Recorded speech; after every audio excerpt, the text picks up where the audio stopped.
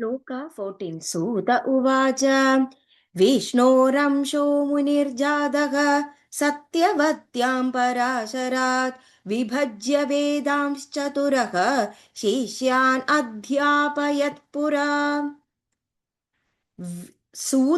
സൂതമുനി ഉവാച ഇപ്രകാരം പറഞ്ഞു.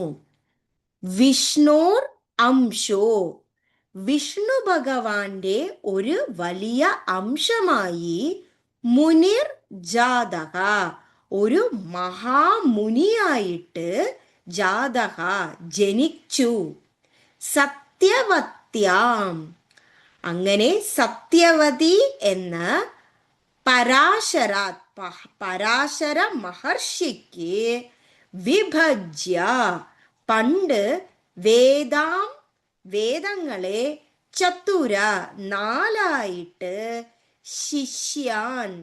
ശിഷ്യന്മാരെ അധ്യാപയത്, ഒരു ഗുരുവായിട്ട് പഠിപ്പിച്ചു, പുരാ പണ്ടൊരിക്കൽ.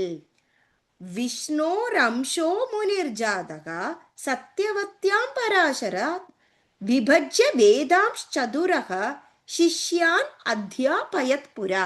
അതായത് പരാശര മഹർഷിക്കും സത്യവതി എന്ന ദാശകന്യകയ്ക്കും ജനിച്ച വിഷ്ണുവിൻ്റെ അംശമാണ് സാക്ഷാൽ മഹത്തായ മുനിയായ വ്യാസൻ.